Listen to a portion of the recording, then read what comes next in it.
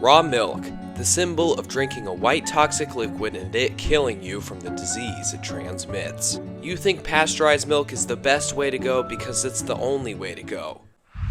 But what if it wasn't? How did raw milk suddenly become outlawed after thousands of years of us drinking only raw milk? That is the question.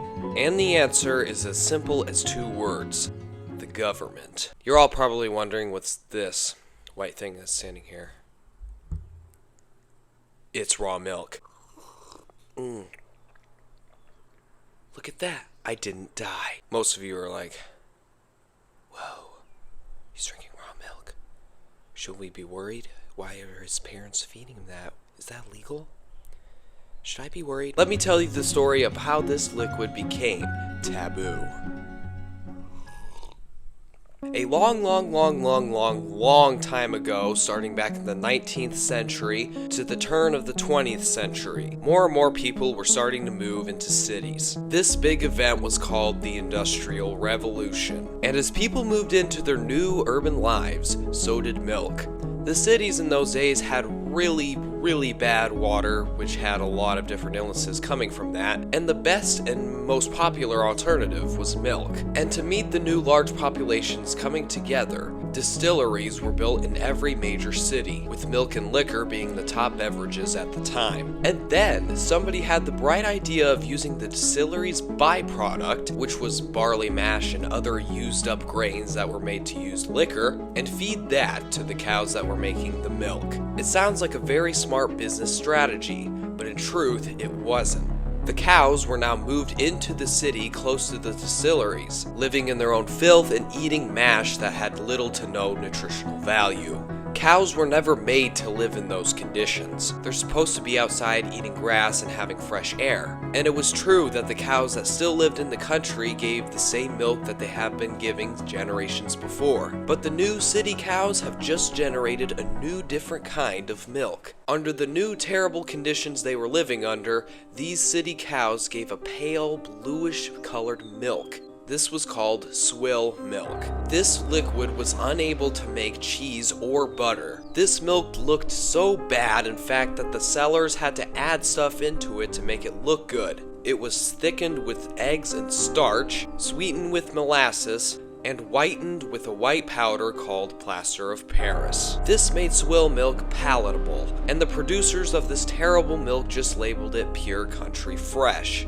People didn't know where their milk was coming from for the first time in human history, because before this, they either had their own cow or got it from their local farmer. So, with all of these components masking the terrible milk beneath it, and with the cows living in such horrific conditions, all these people knew was the milk tasted funny, and they started becoming very sick. Swill milk was fed to babies by their unaware mothers, and in New York City during 1870, the infancy mortality rate rose to 20% and stayed there for the next 4 years. Talk about a terrible time to live. As soon as 1906, the New York Academy of Medicine connected the dots between swill milk and the rising infancy mortality rate. This is what started the milk wars.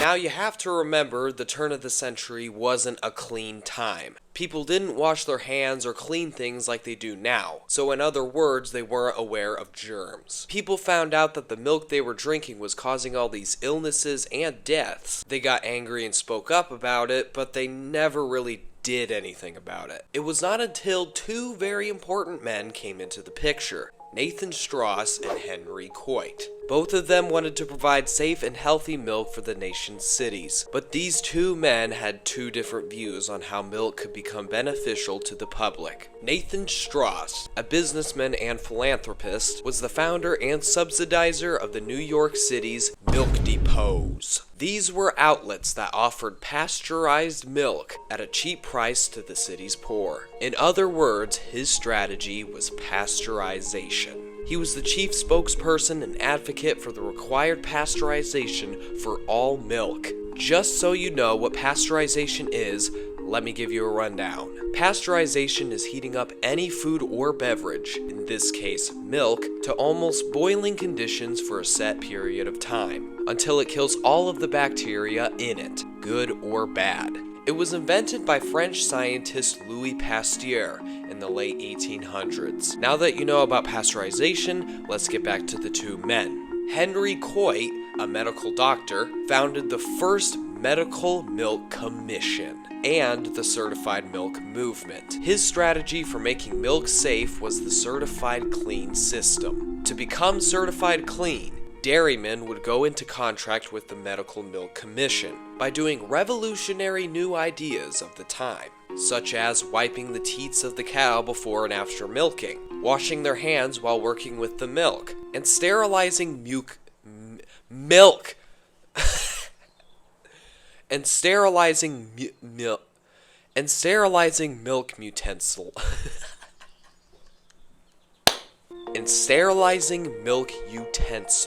And just being clean and courteous about the milk they were giving to the public.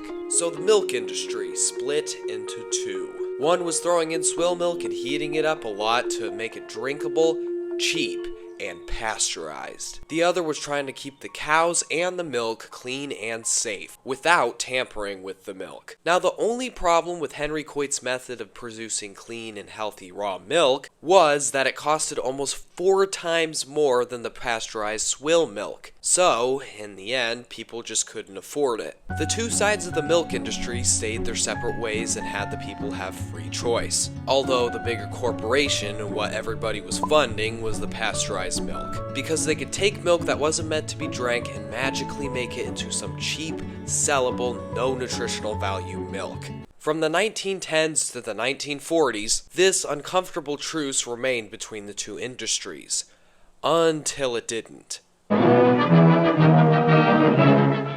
Milk, an important food for the health of the nation.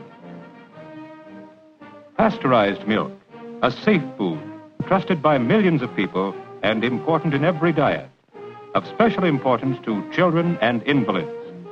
For all these people, pasteurization is a guarantee of safety. Soon enough, people couldn't buy any raw milk that wasn't certified, which was carried out by the influence of the pasteurization lobby into most states. Small milk farmers were really struggling with these new laws coming up, but raw milk really took a hit in 1987, when, coincidentally, the government moved in. Ronald Reagan himself promoted that the FDA ban interstate commerce of raw milk. This really hurt small milk farmers that were trying to sell their raw milk, even if it was certified. There was simply too much money to be made in the pasteurization industry. Now that's a very, very simple overview of the history of raw milk.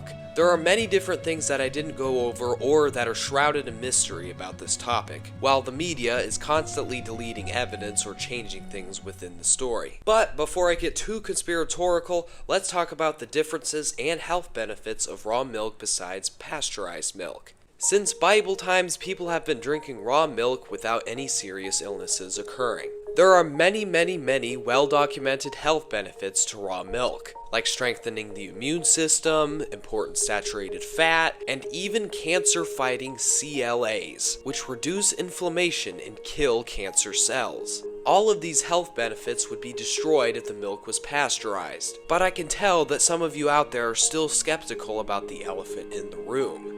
Tuberculosis. Does raw milk have a bigger chance of giving you tuberculosis? Let's take a look. In 1937, an article was written about an experiment conducted by a medical officer to a group of orphanages. The medical officer for 5 years gave one orphanage of 750 boys pasteurized milk, while he gave another orphanage of 750 boys for 5 years raw milk. It turns out, after those 5 years, the 750 boys who drank the pasteurized milk got 14 cases of tuberculosis, while the group of 750 boys that drank raw milk only had 1.